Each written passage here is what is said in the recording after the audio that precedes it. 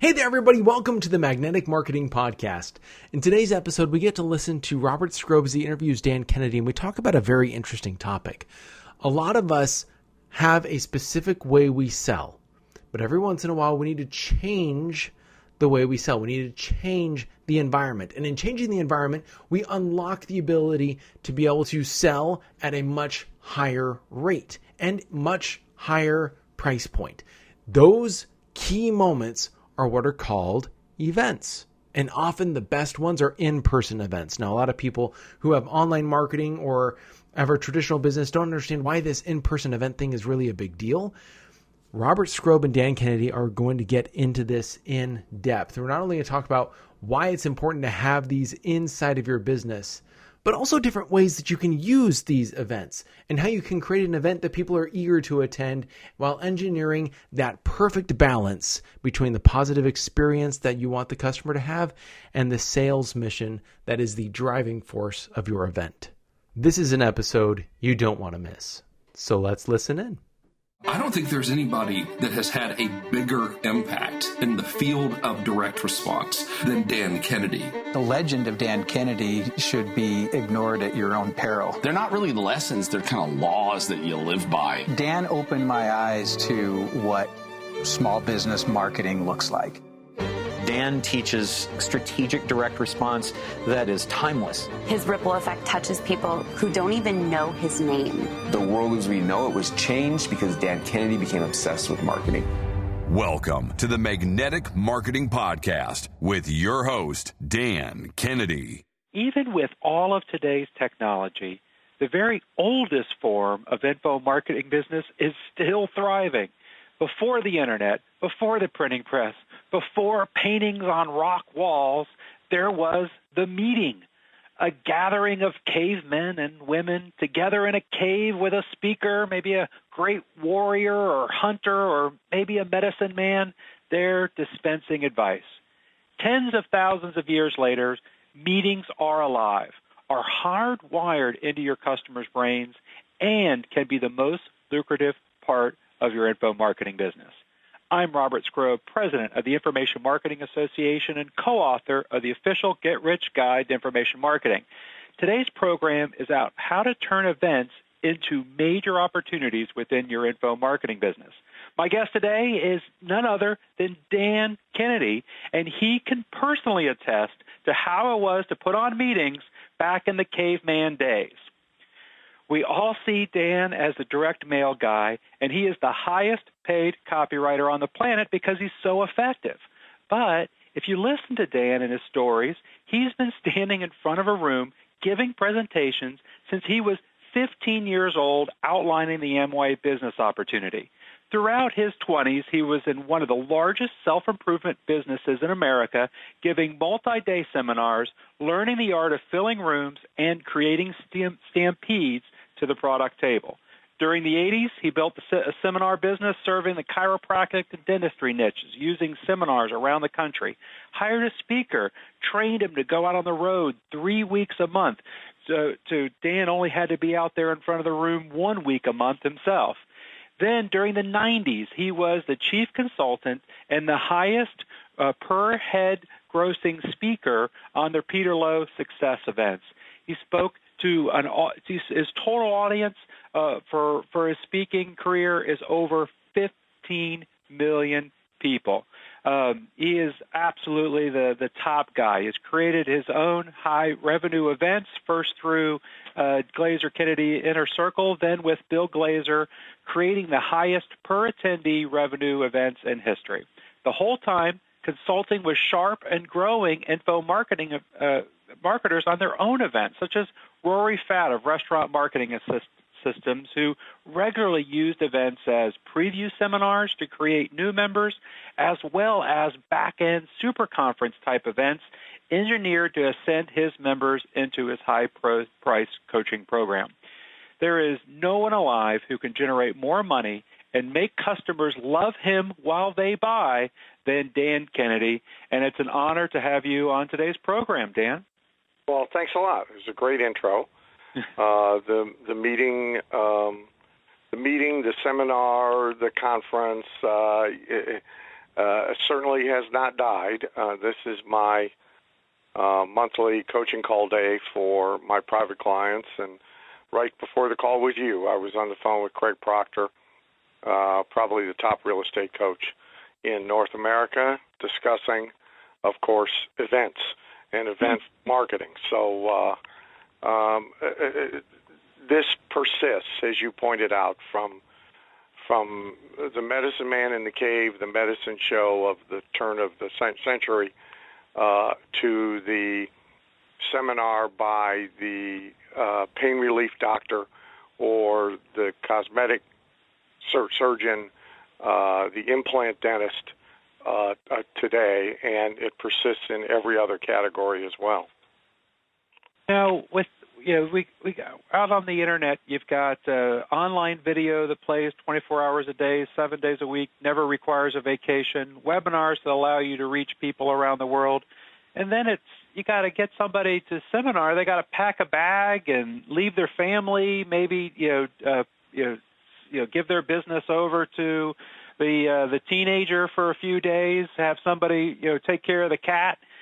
Is this? I mean, I understand they're still alive, but for an information marketer, is this really where is this a priority? Should they, how is this still more lucrative than a webinar that you could talk with people all around the world at the same time? Well, so there's really sort of three parts to that answer. One is that the proliferation of democratized, free, or cheap content is no doubt a factor in making the physical seminar, conference, boot camp, convention, trade show, marketing job harder. I mean, if an individual will content themselves with being at home and the computer screen, they can go to YouTube and pretty much spend 24 hours a day watching speakers, including many big-name speakers, past and present, deliver content. So there's no doubt that that's a factor.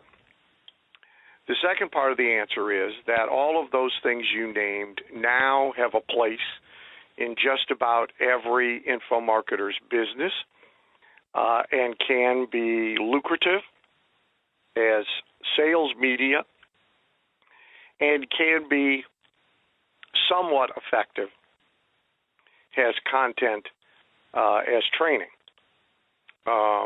We routinely generate 7 figs, $1 million, $1.5 million, $2 million from online videos and webcasts. We have a model at GKIC today of run-up videos and a 3 to 4 hour live webcast as the climax of the campaign for a new product launch that works very well. The on-demand video sales letter or video presentation that you mentioned certainly has a place, and again can be lucrative. The delivery of content and training and education is dicier. There's abundant research to indicate that it is nowhere as effective as having somebody essentially captive inside 4 walls in a physical environment, but it is still a big part of the business. The third part of the answer, though, has to do with issues like customer or member retention, customer or member ascension, community and fraternity, and lucrative profit opportunities. So hardly, with extremely rare exception, can you charge anywhere near the same amount of money for online delivered content as you can for a appealing seminar or boot camp or conference. You cannot replicate what goes on inside those 4 physical walls. So the dollars per head from the sale of resources and services, almost impossible to match it in cyber space versus in real space, particularly selling relatively high-priced goods or services.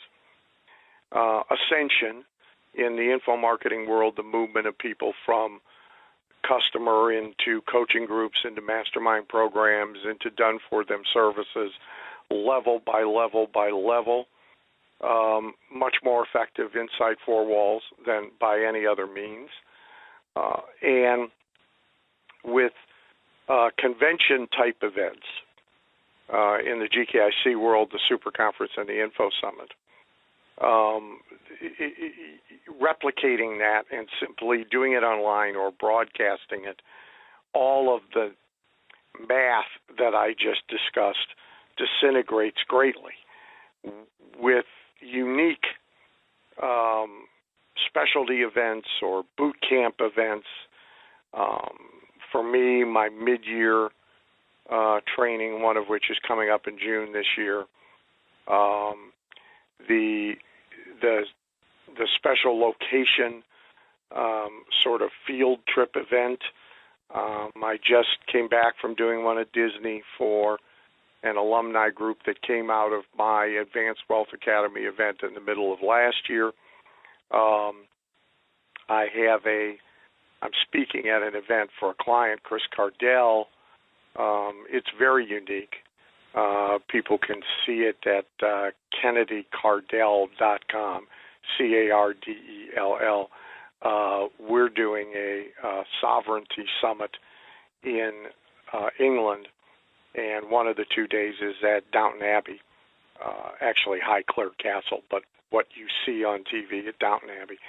These events can be premium priced, can also generate product out their back door that has a long tail, can really bond high-value clients, customers. They can be a whale hunt for clients, for people in the consulting business. And it's extremely hard to get a replication of impact by any means other than an actual physical seminar.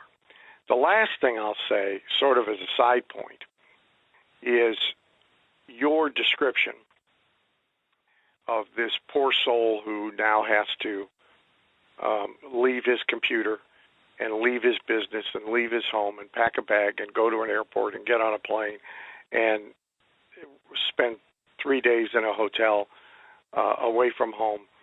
There's two interesting things about that. One is that the price elasticity in people's purchasing and investing and their likelihood of doing so goes up proportionately to the amount of time they commit to getting to a point of saying yes or no to any sort of opportunity.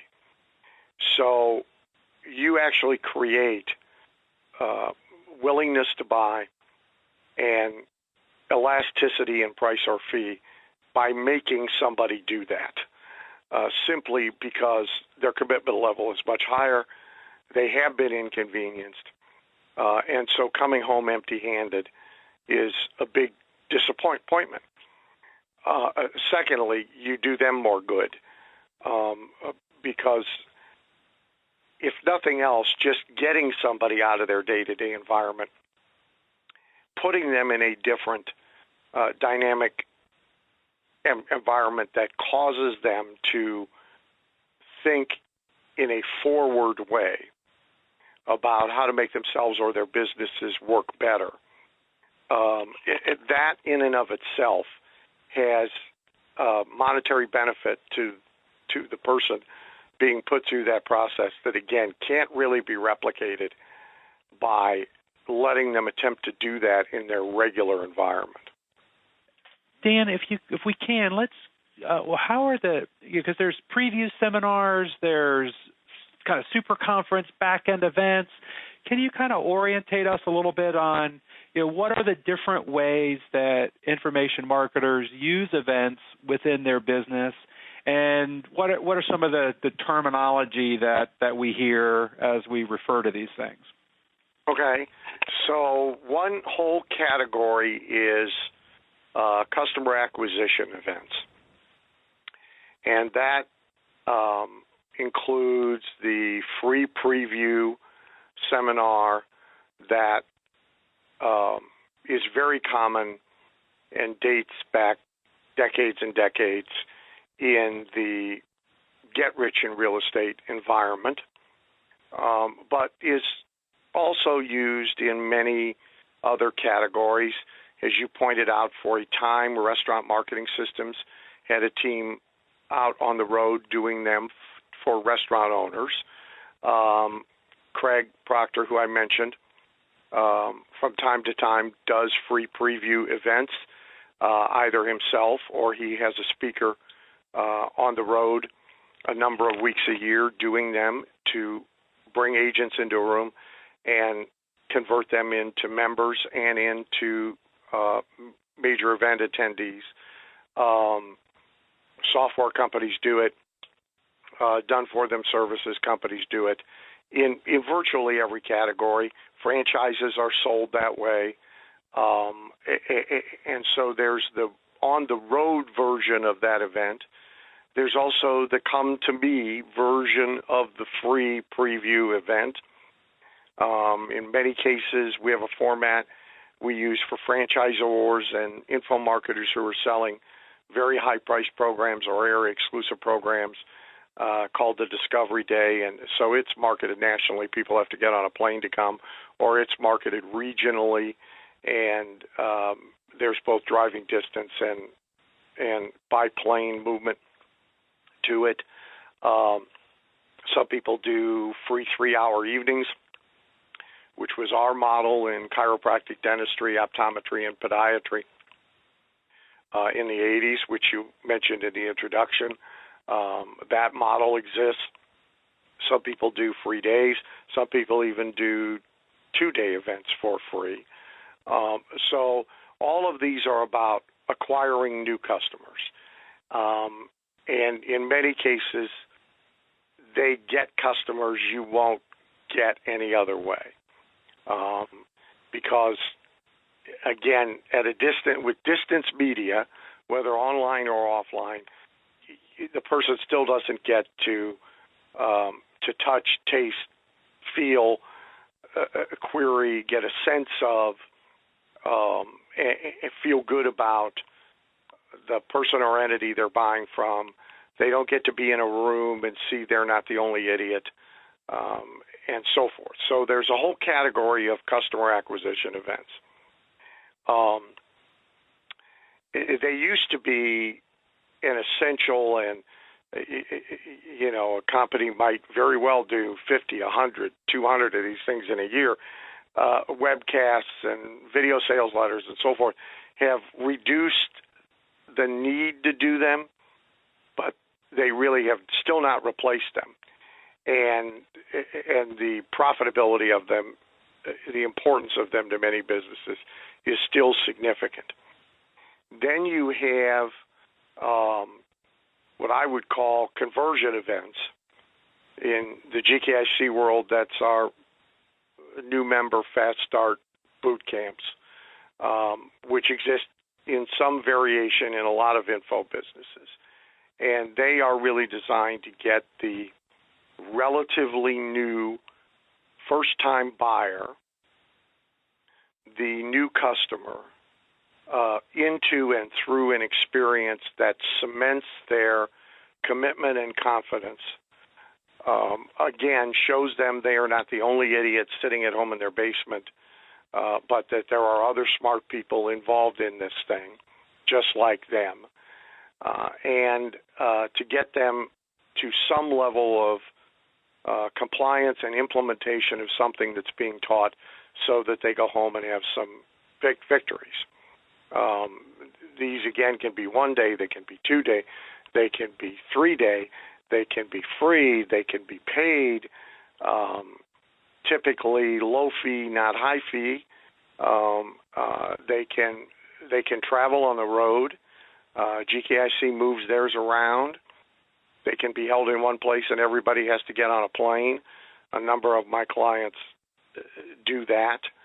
But a lot of info businesses that have significant back-end customer value engineered into them, have some version of a new customer conversion event. Then you have the convention type events at GKIC, our super conference, our info summit. These tend to be multi-day. They tend to be aimed at a fairly large audience, hundreds to thousands. They sort of look like a traditional association convention and have some of the same elements, typically a trade show or exhibit hall, sponsored cocktail parties, receptions, field trips, sponsors paying for everything from the imprinted pen to the banner above the coffee station, a broad variety or a broad spectrum of speakers, often including at least one celebrity, general sessions and breakout sessions. The difference between the ones in our world and the ones in the traditional association world are that ours are also sales events.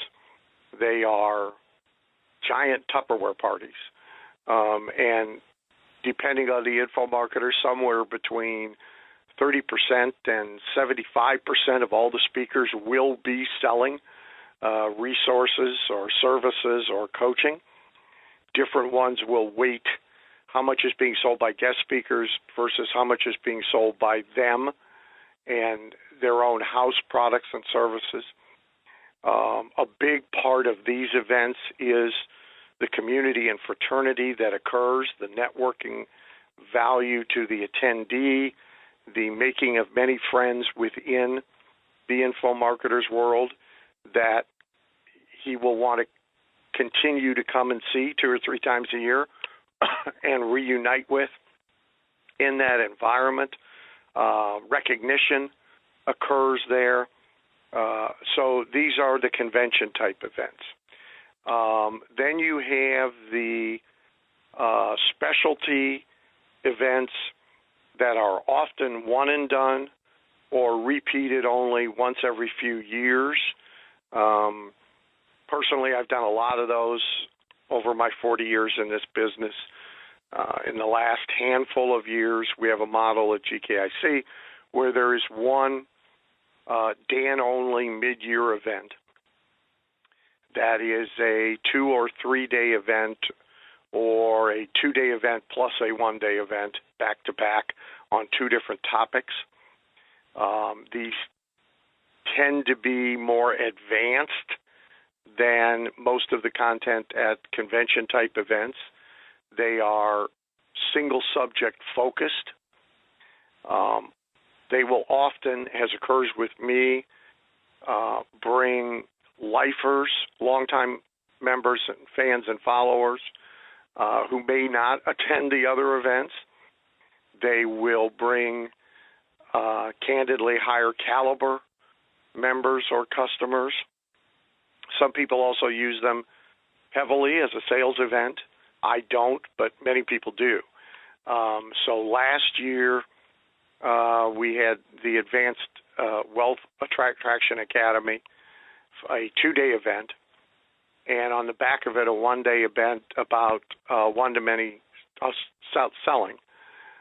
This year, in June, we have the Advanced Business Development / Advanced Direct Marketing Academy for 2 days, and then we have a 1-day Personal Modus Operandi Day, which is sort of an advanced extension of my time management and autonomy and client management practices.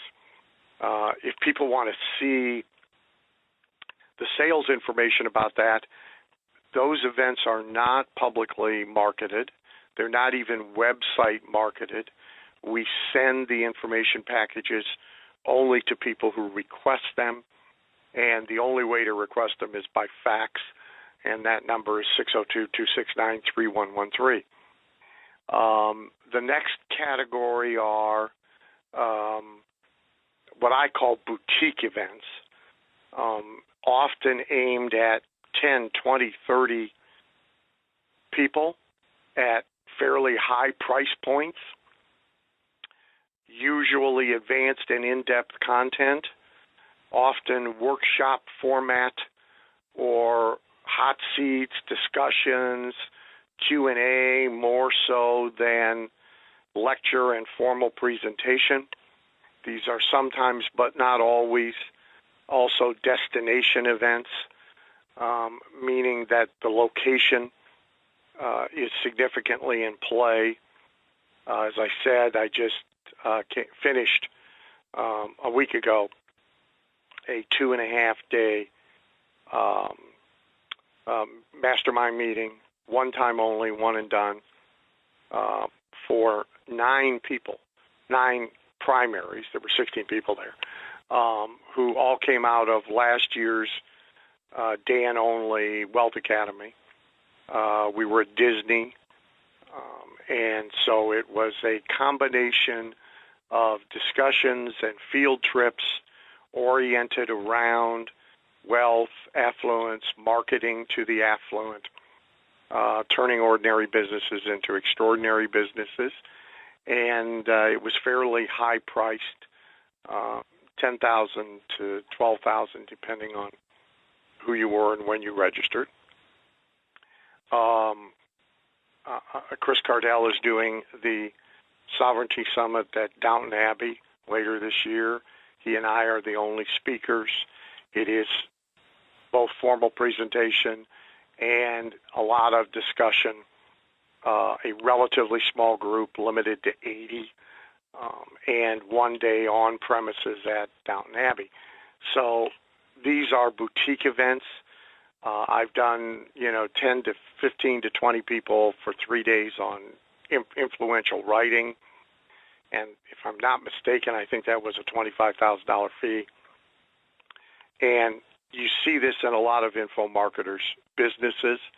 I have a client who has a top-end 10-person, one-time-a-year event at $100,000 apiece. At sort of the bottom of his business pyramid is a $99 a year a subscription. And so each one of these categories of events serves one purpose, may serve multiple purposes, and the registration fees are somewhere, they range from being 0% of the monetary benefit to 20, 30, 40%, where a lot of other resources and product sales are taking place, or Ascension sales are taking place, to 80, 90, 100% in some of the specialty and boutique categories where little or no selling is going on. And, you mentioned the $25,000 influential writing event. That was a Dan-only event. And I had the opportunity to be there, and I've long since forgotten how much I paid to be in that room. But all I remember is the transformative experience and how the understanding. And I mean, the opportunity. You don't. The investment goes away very quickly in your mind, but the knowledge, the information, and kind of what I call the superpower that you get from those types of events of being able to learn from Dan are something that you have for a lifetime. One of the I'll quickly tell you something else about that event, that kind of event. Is info marketers make a mistake not doing them, even if they're not as lucrative when you calculate in the preparation and the days of doing them and the cost as something else they do might be, for 2 reasons. One, if you don't give these kind of advanced, in-depth, and intimate access opportunities to your best, your poster boy and your longtime members, they may lose interest in the offerings that go to the much broader rank and file portion of your member or customer base, and they will wander off in search of these kind of opportunities somewhere else. Secondly, these are the best opportunities you have to develop really great champions who carry your water into their worlds and drive a lot of business in your direction. And so the ones that fit into the boutique category ought to be thought about not just in terms of the money they provide, but in these other benefits. And, of course, any and all of these events can be productized in whole, in highlight form, or in pieces. So you get to be paid to do the work of product of development. So if you look at the GKIC business, the super conference in the spring, which is coming up momentarily, and the more specialized Info Summit in the fall, are broadly marketed, meaning a great big brochure package is sent to every member, as well as a whole sequence of follow-up postcards and mailings, and the celebrity entrepreneur speaker is usually interviewed. For Super Conference this year, it's Penn from Penn and Teller, and Dave D. did a 45-minute interview with him that then gets pushed out on CD and gets pushed out online. There's an enormous amount of email marketing to the entire member and non-member customer list. And so it's first of all, it consumes a lot of real estate. By that I mean it limits what else can be sold and promoted and marketed because it is taking up so much media time and space and all of that, and it is broadly marketed to everybody. These mid-year events, the strategy that I've used most recently is lead generation inside with our own members and customers. So these things are promoted largely by a mention campaign. No big ads in newsletters, no 5-step monster email campaigns. The literature is never transformed for the web. There is no online registration. And so only people who respond to the lead generation mentions in all of the media and raise their hands ever get the complete sales presentation and the opportunity to register. So at an event where we'll have, say, this will probably have 150 primaries. It can't have any more than 170. Fewer than 500 people will even get the pitch out of tens of thousands of members and customers. So it takes up very little real estate, and it really doesn't get in the way at all of other offerings to everybody. It is playing a small ball game inside a big stadium. And my goal always is to fill it playing as small a ball as is humanly possible, taking up as little real estate as is humanly possible. And so this is all driven by lead generation. And a lot of info marketers don't understand that they have the ability to use their own media, not just to push a sales pitch out to everybody, but to do lead generation just as if they were lead generating outside their universe, cold, and that they can do more, and they can bring pricier opportunities into their world by doing this.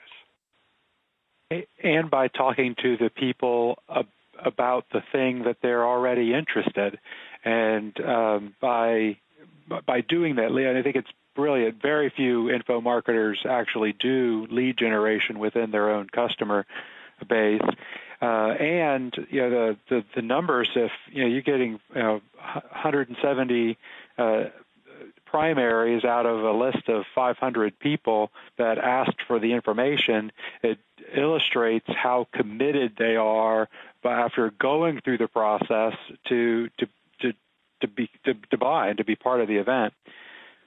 One of the I've been doing events in the association industry now for 20 years, and one of the things that I figured out even before I had the opportunity to learn about you and Dan Kennedy Marketing was, we'd have a great event. Everybody loved it. It was so fun. It was a great experience for everybody involved.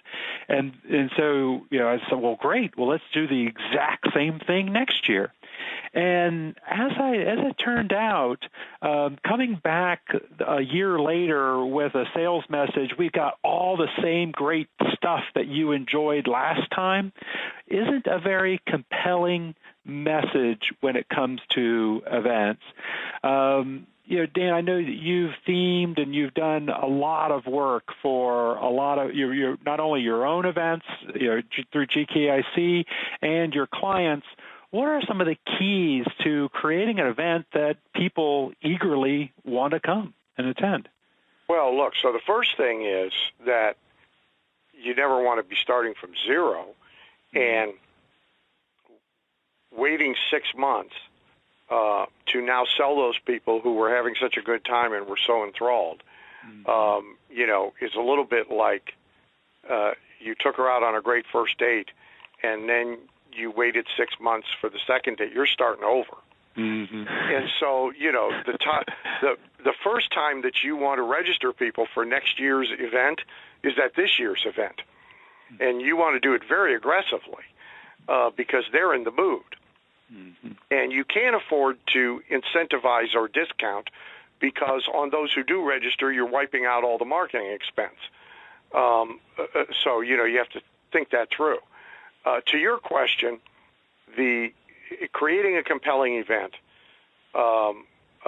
is in the big events, the convention-type event, for example, which I think is what you're alluding to. These things today need to be 5-ring circuses. There needs to be a great experience, not just great content. And there needs to be a lot of stuff going on and a lot of different reasons and arguments for being there. And so you have to have speakers that are credible to your audience, that are respected by your audience, that are seen as celebrities by your audience, not necessarily instantly, but when explained to them. So, for example, we've had Gene Simmons from KISS. I still aggressively sold him, but pretty much everybody knows who he is. You don't have to explain him. We just had Peter Guber at last year's Info Summit. And for info marketers, as soon as you understand who he is, you want to be in the room to hear what he has to say, but you might not instantly recognize him by name or face. They're still both celebrities. There's the content kind of pillar of what's going to be presented, what am I going to discover, who's presenting who I might not get a chance to see anywhere else at any other time, who's presenting who I really like, who is back for the third time, who's in a general session, what breakout sessions are available to me where I have choices, how those breakouts are organized. Is there an advanced and a beginner track? Is there a track for doctors with multiple offices and a track for solo practitioners, et cetera, et cetera? So there's the whole content pillar that really these days has to be very strong. Then there's the stuff that cannot be replicated by staying home, right? So that's like your exhibit hall, and the exhibitors that are there and what they're bringing to the table and why you would want to meet with them face-to-face versus just talk to them on the phone or communicate with them by email. There's the fun stuff, the day before field trip, the cocktail reception, the evening entertainment. I mean, I've been a speaker on programs where we've had the Smothers Brothers, we've had the Judds doing concerts. So evening entertainment. There's the networking, and is it loose or is it facilitated? Is it organized?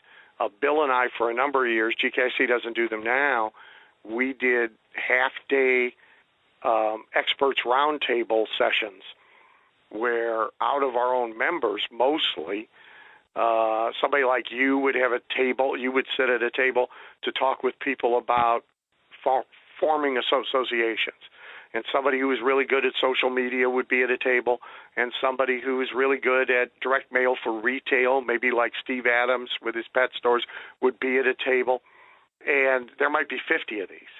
And every 20 minutes the bell rings and people move from table to table, but they get intimate upfront access. So that I put that in the activity category or pillar. And those activities are very hard to replicate any other way but by being there, right?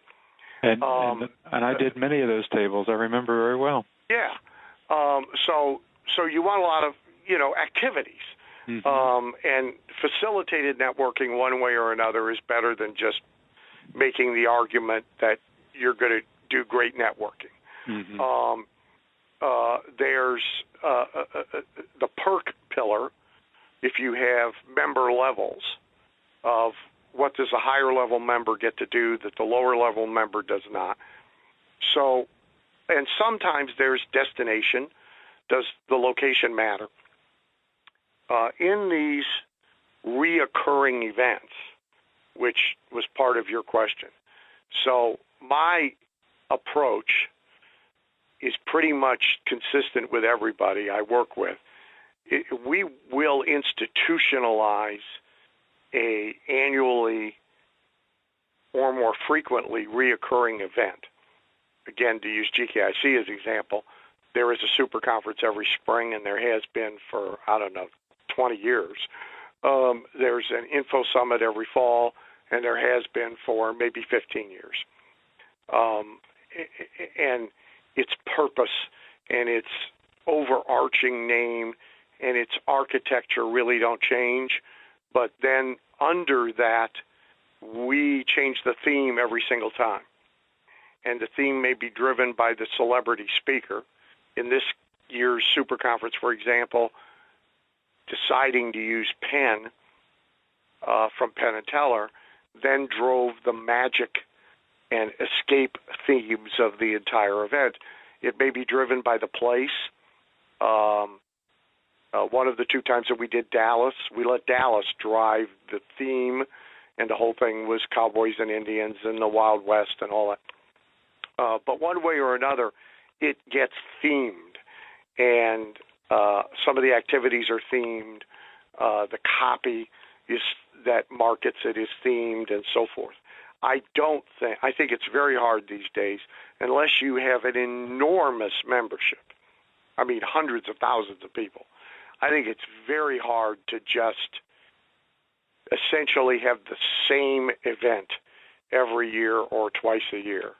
I think you've got to be touting the new and biggest ever, baddest ever, best ever, history in the making kind of thing. Always be selling. Something I absolutely learned from you. One of the other, we're absolutely running out of time already. It's hard to imagine how quickly the clock is catching up on us. The one thing I definitely wanted to make sure that I asked you when I had this opportunity, you, of anybody that I've ever watched, studied, are an expert in having the customers love you as they are buying. There are a lot of folks that put on events and and get lots of sales, but very few that have the customers making as large a purchases as they are, have such a value per attendee, and have them leaving feeling fabulous about the experience. When you're engineering an event, and I guess whether it's a preview seminar or even a larger event, maybe those are completely different things, but how do you balance the positive experience the customer has? Most people think of that as, I got to give them great content, versus the sales mission that you have, so that the customer walks away feeling so great about having come and been part of that event. So nobody's better at this than Disney. And so that's really a great question, is if Disney was going to do this event, what would it look like? What experience would the customer have? And obviously an event is only worth so much money, therefore there is a financial limitation to what you can do. There are different purposes. A preview seminar, for example, is definitely different than a member convention. But these differences are nuanced. I mean, the first thing you want to avoid is a really abusive selling process, or a speaker who is of the mindset of sort of the restaurants in tourist destinations in Florida where you get such terrible service, because the mindset is 90% of these snowbirds will never see them again. The speaker who is going to get all the money and get out of town before the posse forms, and everybody feels like they need to go take a shower after they've bought. No matter how much money somebody might make you, you really can't afford to have that person in play. And over the years, I have 3 or 4 times had that happen, and the person has been banned forevermore. Beyond that, then, environment matters a lot. Little things matter a lot. How long the line is when they check in to get their goodie bag. Did they have to stand there for 5 minutes, 15 minutes, or a half an hour? How dark or well-lit, dim colors, bright colors. What's the environment in the room? Is your staff in the game or grudgingly going through the motions? Are there cool factors? So the buying mood is important, even at the smaller events. So if you come to my mid-year event, we theme the decor, we theme the giveaways, we have some cool factor. A financial advisor event that a client of mine, Matt Zagula, and I did, that was all about build a better business. I mean, we actually rented construction equipment, cranes, and had them holding up the welcome banner in the hotel parking lot as you arrived. We had tool time girls, like on the old Tool Time show, with kind of Hooters construction girl outfits, hard hats, tool belts, greeting everybody, taking pictures with everybody, giving out candy. We had little hard hats for everybody and take-home toy steam shovels. That stuff matters because of mood. And when people spend more than they thought they were going to spend, when people are presented with more buying opportunities than they might feel are fair in a bald environment, their attitude about that changes in a creative, interesting, to some extent entertaining environment. So it's definitely not just about the content. I mean, you know, we use info marketing as a convenient term for the business we're in, but it like all convenient terms, is sins by a lot of omission. And one of the businesses we're in is the entertainment business. Well, and I've heard you quote Walt Disney that I'd rather entertain than inform. Well, look, I mean, you know, the old, so as Carson said, Johnny Carson said, if you want to see what people prize most, compare my salary with that of the dean of Harvard.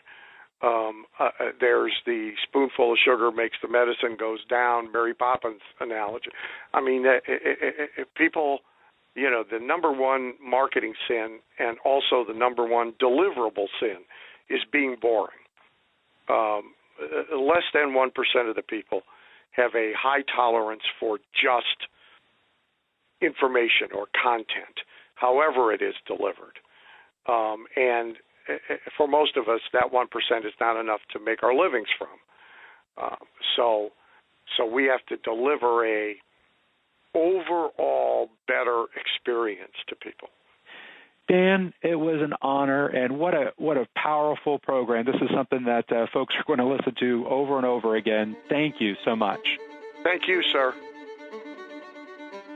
Thank you for listening to the Magnetic Marketing Podcast with Dan Kennedy. If you love hearing in on these lost Dan Kennedy talks and speeches and calls, then please let someone else know about this podcast. That's how you can help it to grow. And the more it grows, the more free Dan Kennedy we can bring to you.